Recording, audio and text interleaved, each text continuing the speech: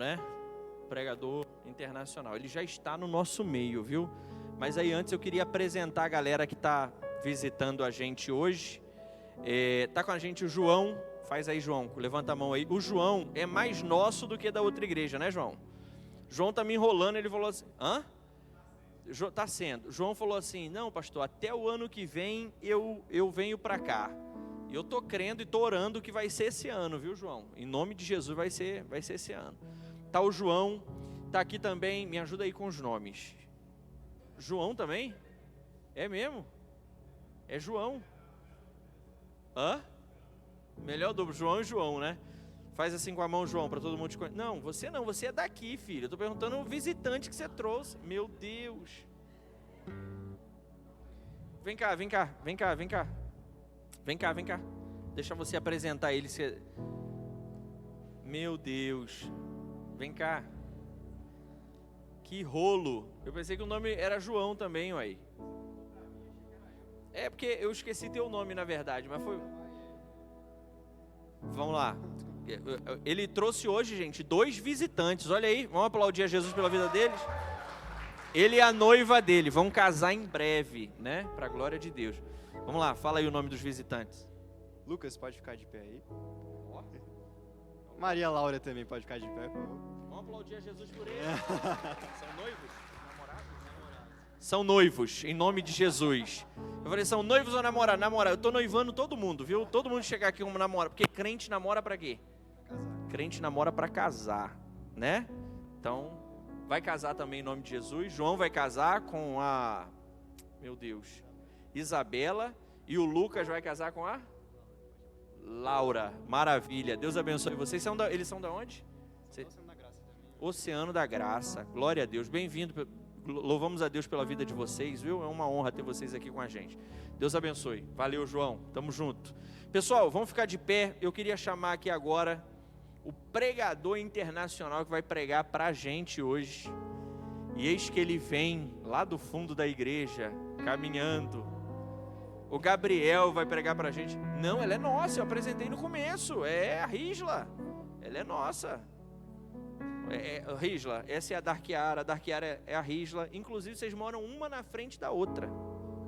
Olha aí, ó, já podem virar melhores amigas. Pronto. Vem cá, Gabriel. Davi, desculpa. Davizão vai pregar pra gente hoje, né? E em nome de Jesus, Deus vai falar aos nossos corações. Quem conhecia esse pregador aqui, gente? Tinha gente que conhecia? Isso aqui é braço direito aqui, viu? Ontem eu tava indo lá, fui lá no Bomba ontem. Ô meu filho. Fui lá no Bomba ontem. Quando eu viro ali na esquina com o carro, Benjamin olhou e falou: pai, ó o Davi aí. Eu olhei pro lado, Davi. Tá vindo da academia, Davi? Vindo da academia. Eu indo comer X-tudo e o Davi saindo da academia. É uma ironia do destino, né? Mas glória a Deus pela vida do Davi. E eu queria chamar o Michel aqui. O Michel vai orar pelo Davi, para que o Senhor fale conosco. E certamente o Senhor falará. Pai, Senhor, igreja, bora orar aqui para o nosso preletor da noite. Fechamos os olhos. Senhor Jesus, em nome de Jesus, Pai. Abençoe, Senhor Jesus. Abençoe, Pai, para que essa palavra toque nos nossos corações, Senhor Jesus, para falar conosco. Ajuda-nos a ouvir a Tua voz, Pai, para a glória do Seu nome, em nome de Jesus, amém.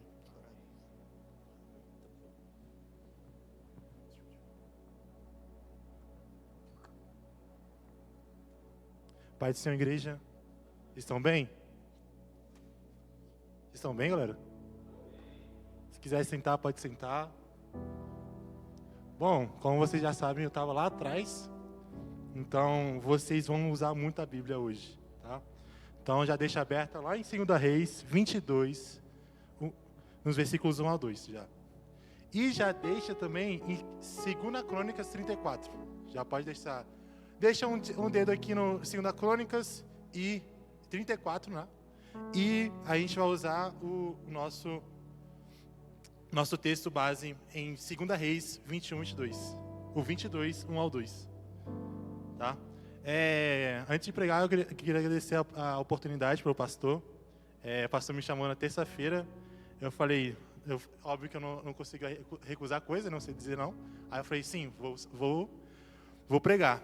Só que aí eu pensei na minha semana, eu falei assim, caraca, mano, estou na faculdade, cheio de coisas para fazer.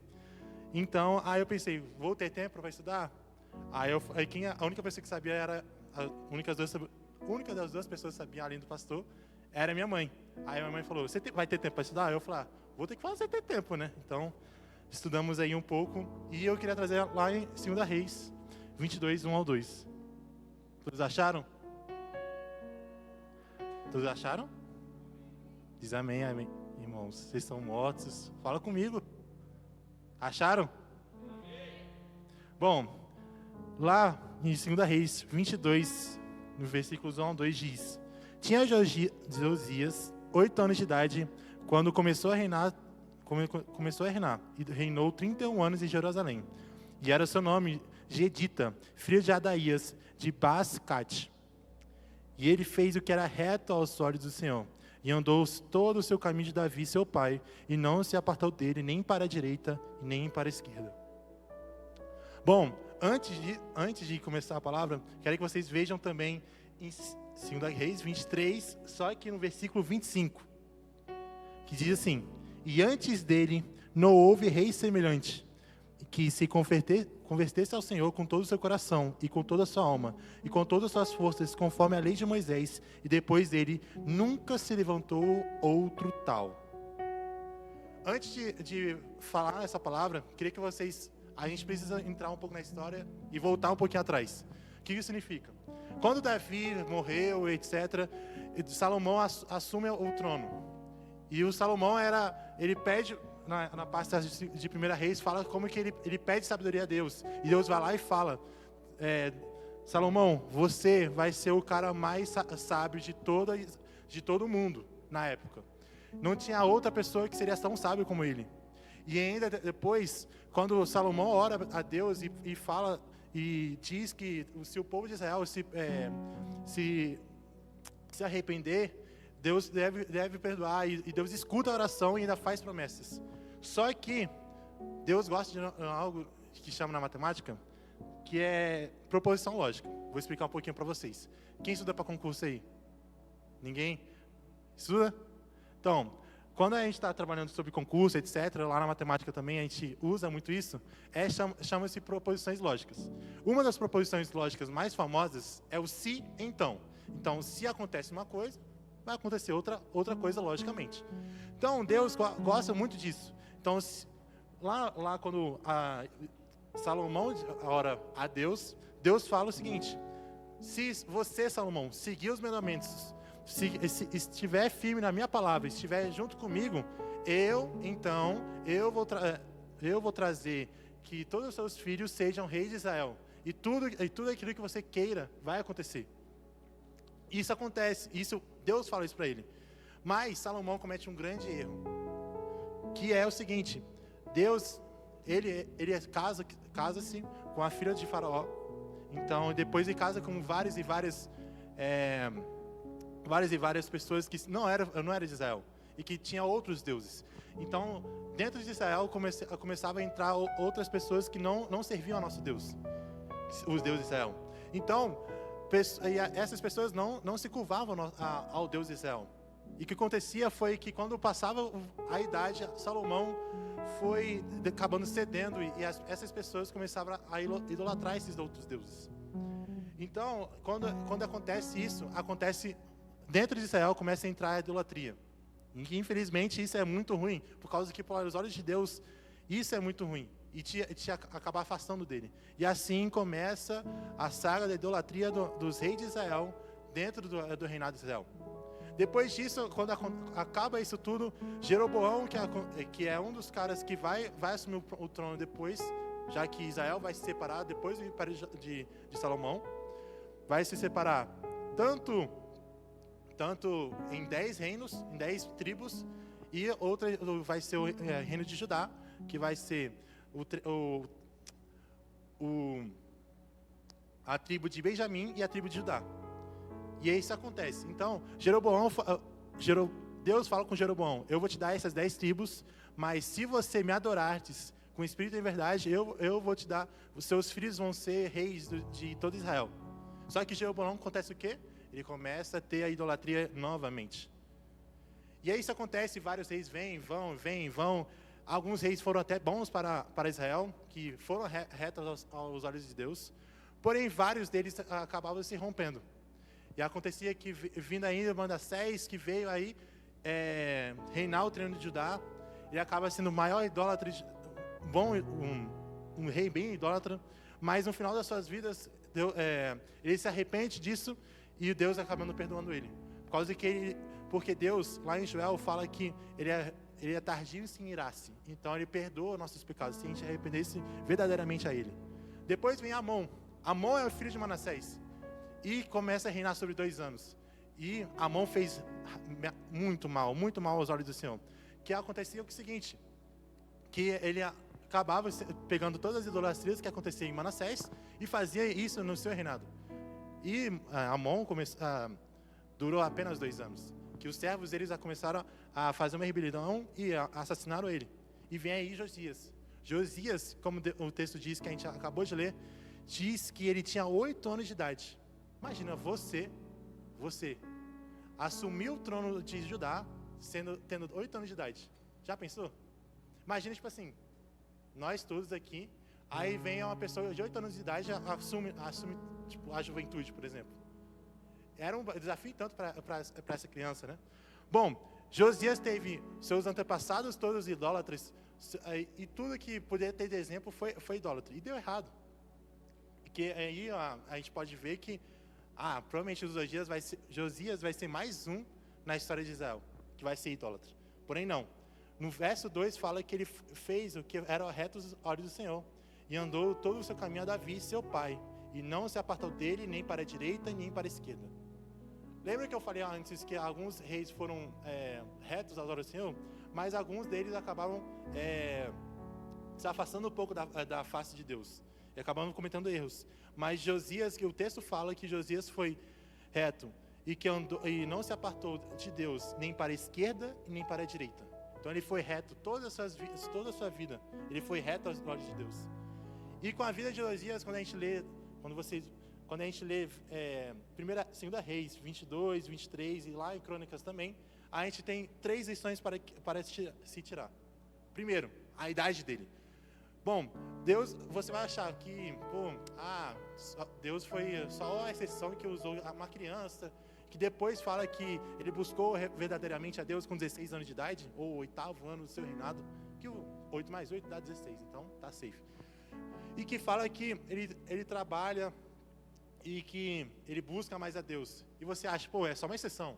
Mas a própria Bíblia fala que lá em Samuel, Deus chama Samuel quando ele era criança.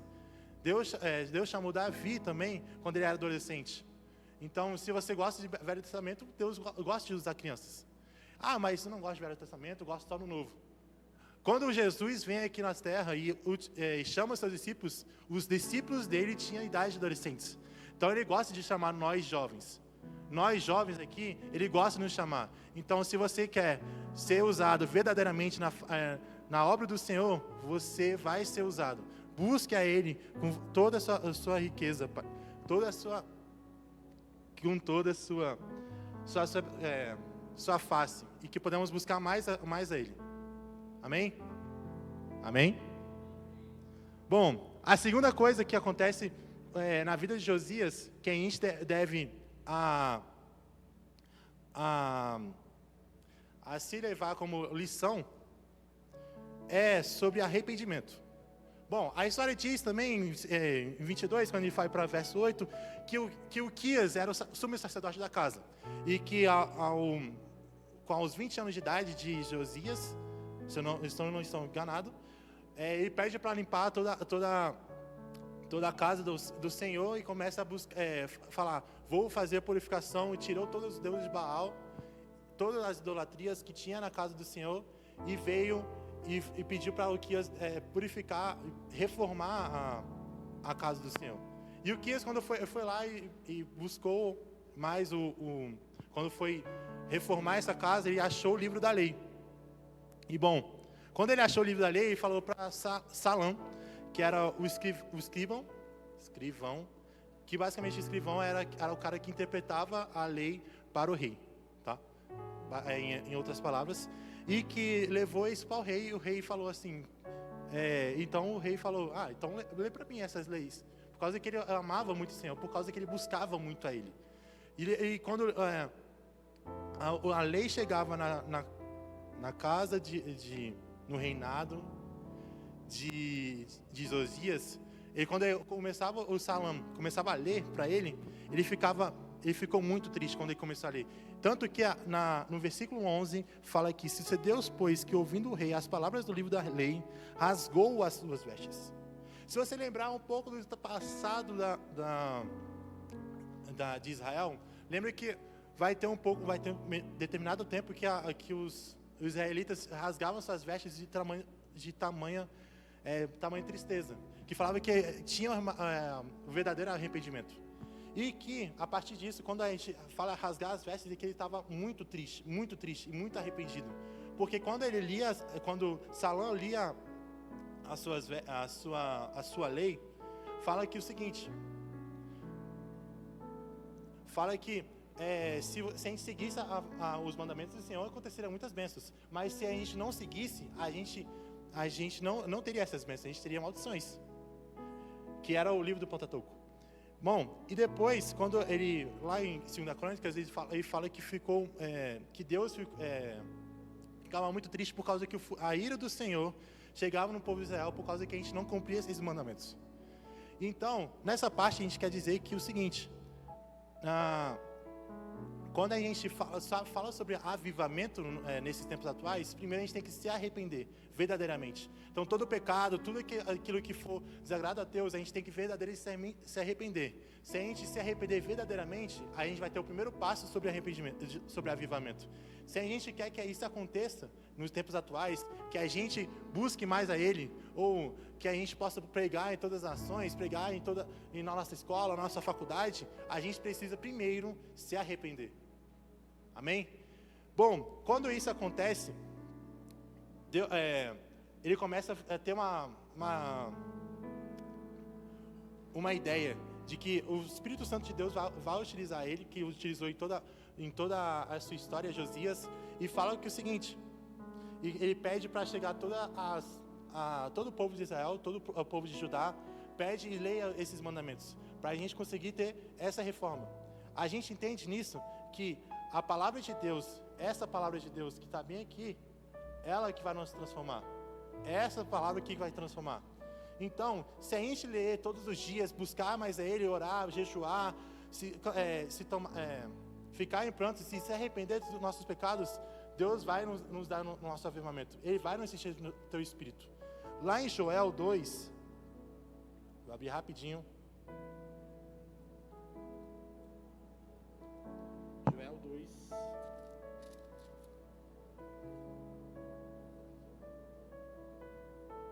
Joel 2:12 fala o seguinte: ainda assim, agora mesmo diz o Senhor, convertei-vos a mim de todo o vosso coração, e sem jejuns, com choro e com pranto.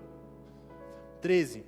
Rasgai o vosso coração, não as vossas vestes, mas convertei-vos ao Senhor, vosso Deus, porque Ele é misericordioso e compassivo, e tardio sem irar-se, em grande beneficência e se arrepende do mal. Acho que o Araújo lá atrás, mas deixa nessa parte aqui.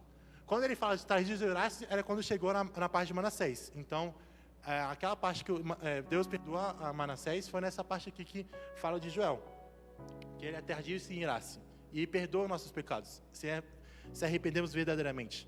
Bom, volta no versículo 12. Quando a gente fala sobre convertei-vos a mim, quando ele estava falando sobre converter a Ele, de todo o nosso coração, Ele não quer que a gente só rasgue nossas vestes. Bom, você pode fazer isso, não tem problema, é de você. Mas, quando isso acontecia no Israel se rasgava suas vestes por causa que era tipo assim, vou me arrepender aqui num dia e no outro dia vou continuar idolatrando meus deuses, vou fazer pecado, vou continuar aqui. Isso Deus não gosta. Quando a gente fala sobre convertei-vos a mim de todo o vosso coração, é que a gente possa se arrepender verdadeiramente. Se isso acontecer, Deus vai nos abençoar. A gente tem que entender que a gente somos pecadores e que sem a graça de Deus a gente não somos nada. Amém? Bom, o primeiro foi sobre a sua idade, que a gente pode ser utilizado por todas as idades possíveis. Ah, você tem de 14 anos, você tem 23 anos, você vai ser usado por Deus, se você buscar Ele. Bom, segundo foi arrependimento, que se a gente se arrepender em espírito e verdade, Ele vai nos abençoar. E devemos buscar mais a Ele. E o terceiro foi a revolução. Então hoje, jovem, que você está aqui hoje, seja revolucionário nos tempos de hoje. Por quê? Quando a gente volta de novo na parte de 2 Reis, Josias fala que lê os mandamentos para o povo, para que o povo possa entender que para viver de acordo com a lei, de acordo com a palavra, com essa palavra aqui. Então, quando Josias fala sobre isso, todo o povo de Israel escuta e consegue desenvolver. Porém, na história diz que Israel escutou isso, porém não se arrependeu profundamente. Isso aconteceu algo mal e que foi acabado que Deus começa a se irar a Israel por causa da sua idolatria e que se afasta mais de Deus. Porém, esse não é o foco, mas sim o seguinte, que quando Josias começa a ver que estava arrependido, ele começa a ter a sua reforma. Então, hoje, jovem, tira tudo que pode, vou ficar com medo, etc., vou só me arrepender. Não, hoje você tem que agir perante a obra do Senhor. Amém? Bom, o que acontece na história de Josias? Ele fala sobre essa lei para o povo e também tira o altar de Betel, que Jeroboão, quando ele foi assumir o trono de Israel em si, no caso, com as 10 tribos, etc., ele tinha construído um altar de bezerros lá em Betel. E nisso o Josias fala, não, vou tirar tudo. Eu preciso tirar isso tudo, eu preciso fazer uma nova revolução. E foi lá e no capítulo 23, versículo 15, ele fala que foi em Betel e foi tirar os altares de Jeroboão. Isso aconteceu por causa que tinha uma profecia nos tempos de Jeroboão, cerca de uns 350 anos atrás dos tempos de Josias, não atrás, 350 anos atrás de 2026, né? Mas, como a gente fala isso, Josias começa a ter faz a profecia sem saber. Então, você, jovem aí que está hoje, tem uma profecia para você. Deus já falou isso com você, pessoalmente, ou aqui na palavra. Deus já te deu promessas. Você deve buscar mais Ele, por causa que isso vai conseguir estar mais perto de Deus. Amém? Bom, e depois disso, ele tira todos os altares que Jeroboão tinha feito. O texto fala que foi o início do pecado de Israel, por causa que ele tinha colocado esses altares. Isso é importante porque, quando a gente fala sobre alguns reis e etc., a gente percebe que alguns reis tiraram ídolos. Mas até esse momento, quando a Bíblia fala que foi tirado os ídolos criados por Jeroboão, só agora no tempo de Josias, é porque a gente precisa tirar a raiz do nosso pecado. Então hoje, vou me arrepender, etc. Mas hoje eu quero que você entenda, tire a raiz do pecado na sua vida, que assim você consegue ser transformado na vida de Deus. Se você tirar a raiz do seu pecado, aonde que está dando o seu gatilho, se é nas suas amizades, na sua fofoca, se é no celular, se é você, sei lá, indo para algum lugar e etc., por favor, pense nisso. Pense naquele gatilho que te faz pecar e que te faz ficar longe de Deus.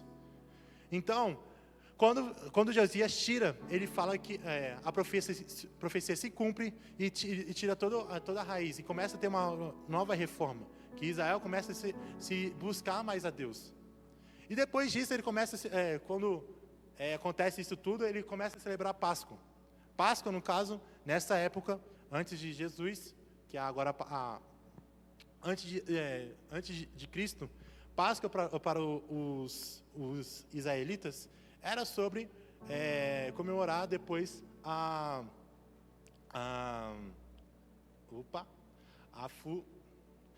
comemorar a Páscoa, que tinha outro significado naquela época. e que se aproximava mais de Cristo, mais de Deus. E quando Josias faz essa Páscoa, ele começa a fazer a Páscoa, e começa a ter a reforma, e começa a agir, e começa a fazer milhares de sacrifícios, e começa a louvar, dançar, e engrandecer o nome do Senhor. É engraçado que nessa parte da reforma, quando você jovem, age na sua vida, você consegue desenvolver, faz coisas que você nem imagina fazer.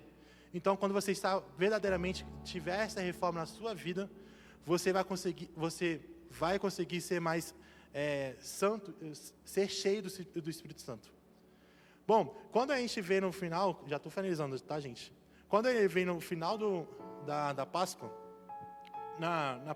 no capítulo 23, verso 22, fala o seguinte: porque nunca se celebrou tal Páscoa como uma daqueles dias dos juízes que julgavam Israel, nem todos os dias do rei de Israel, nem tampouco as leis de Judá.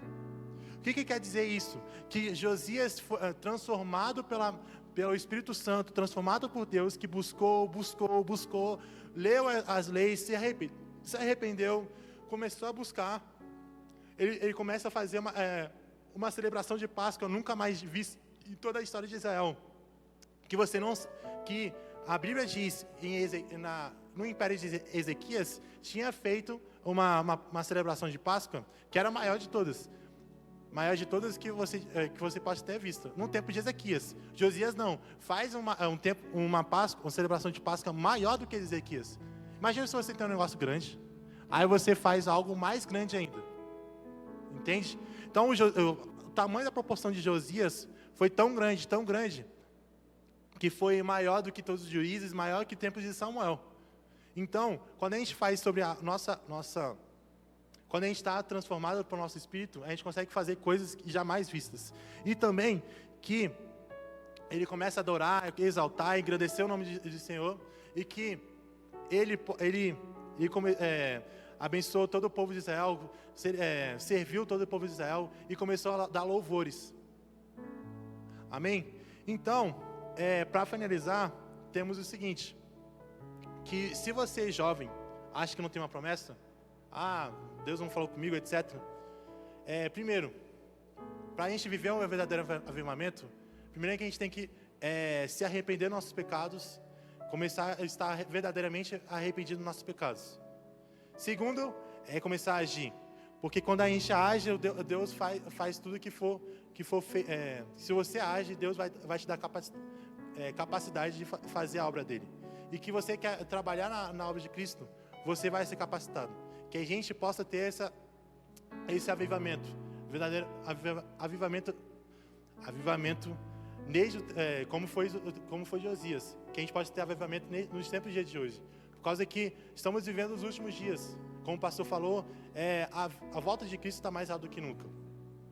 E que, quando a história segue, que muitos os israelitas não buscaram verdadeiramente a Ele, verdadeiramente a Deus. E que começaram a cair na idolatria, etc. E isso foi muito ruim. Depois veio a captura de Babilônia para os israelitas. Bom, que a gente não possa ser israelitas.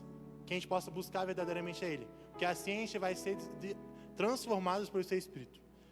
Lá em Joel, de novo, que você, jovem, possa não ter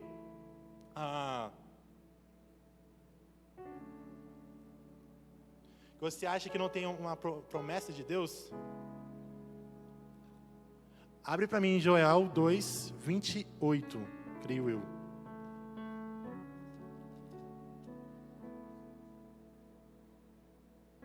Bom, você acha que você não tem uma promessa?